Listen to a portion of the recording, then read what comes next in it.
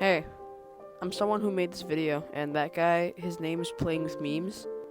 That's my YouTube channel, because I'm posting this on YouTube too, if you don't mind. But this video is all about parkour.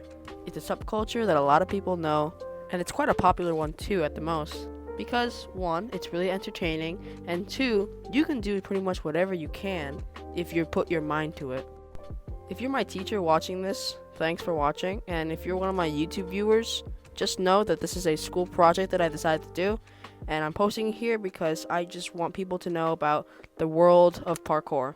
This video will be split into 5 small parts that really define parkour and everything you really need to know about what it is and why you should like it.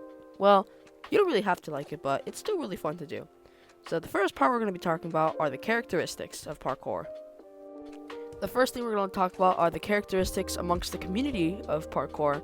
And you might not know this, but the people there don't call themselves parkourers, rather they call themselves tracers? Yeah, I don't really know. The people of parkour always go by this definition of parkour, that the body should move quickly and efficiently and be able to get themselves from point A to point B. Parkour is usually compared to other things like skateboarding, martial arts, or gymnastics, as these sports usually require most of your body, no other thing required. Also, there's skateboarding. Although, yes, it has a skateboard, usually you have most of your body working for it, so please don't cancel me. Thanks. Parkour is really different from skateboarding, although, yes, it can be very similar.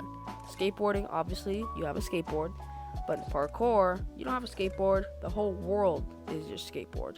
Anything that you can see, you can use to your advantage and traverse through many areas with just the world around you. In parkour, we have some things called stunts, where you could do a lot of cool things to just add to your run and just make things look a lot cooler. In the background, you can see someone doing a bunch of cool tricks. I mean, yes, this is a video game, but it can also be applied to real life. Things like vaults, walls, anything like that can count as something that you can use to make a cool trick or whatever. Now for the characteristics of parkour.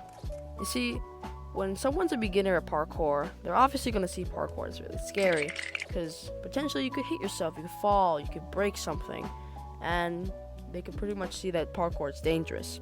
But if they start trying out parkour, they're going to get more and more comfortable doing these tricks, and thus start doing more dangerous tricks, and thus getting a lot better at parkour. It's a certain lifestyle that I can see amongst a lot of people who do parkour, where it follows that certain trend. Now we're going to start talking about the origins of parkour and where it really all started and where it got popular. It actually first started in a 2006 casino film, that's what it says. Also, it started in an Office episode, where if you've seen The Office, you've probably seen this video. Parkour! Michael, parkour! This is Parkour, internet sensation of 2004, and it was in one of the Bond films. It's pretty impressive. The goal is to get from point A to point B as creatively as possible. So technically they are doing parkour as long as point A is delusion and point B is the hospital. Jump over the camera. Jump over the camera. Okay, so this next question I was given was a little confusing and I did not know what it meant. So I'm only going to answer what I thought the question meant. So here's the question. So when I saw this question, I thought it meant like what kind of areas had a different belief on parkour. For example, this area says that parkour is actually a way of rebellion. A lot of men who do parkour believe that parkour is actually a way to show their bravery and resilience, as when they do the more dangerous tricks, obviously they're risking their life just to do something as simple as parkour. And it seems like for French people, it's a way to like embrace the fact that their movement has been denied to them. They can't do it at all. And so parkour is a way to like, no, I can do this. You know what I'm saying? So this next question is actually quite interesting. It asks, what about this subculture makes it so different? Well, number one, it's parkour. Wait, that was actually kind of stupid. Let me rephrase that. You see, parkour is different from a lot of other subcultures like furries. Oh my god. I don't like furries. Sorry. You see, furries is another subculture group, but they don't do anything entertaining. They're just there. It's a community of people who dress up as animals.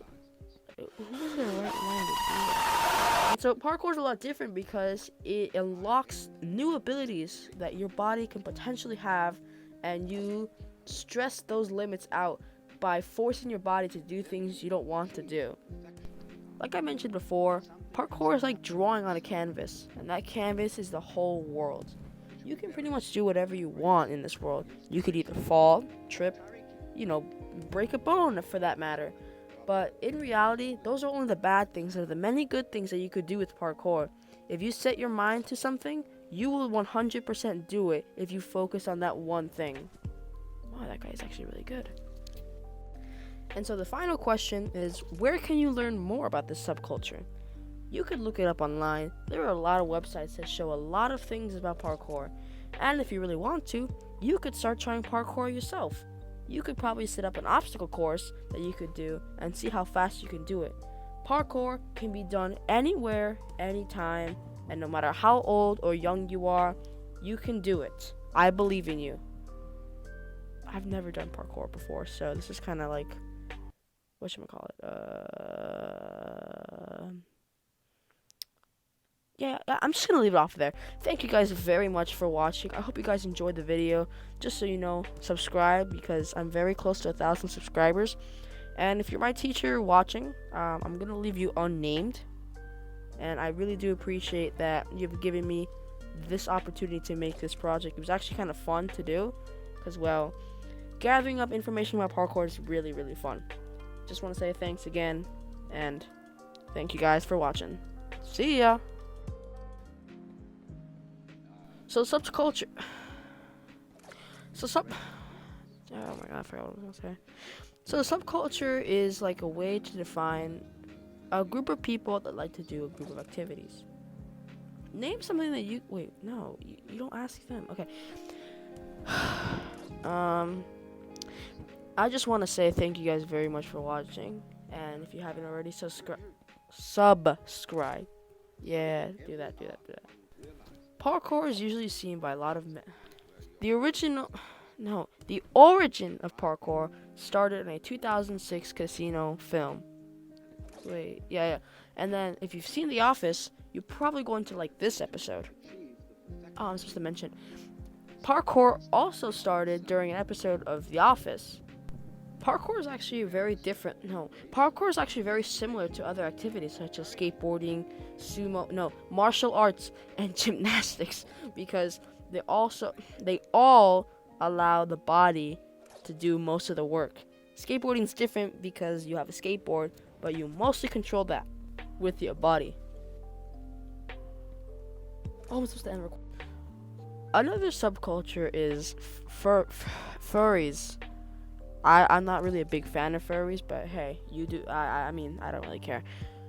See, furries is actually different from parkour because with parkour, you have a lot of activities to do with parkour. Furries, you're just a literal furry. You are dressed up as an animal. What do you expect me to do? And the final thing I want to say about parkour is that you do whatever you want with parkour. You can jump over things, run off a wall. You can run off a wall if you want to. If that's what your heart truly desires, you can do it. My heart does not desire it. I should stop talking about my feelings in the video. Alright, whatever.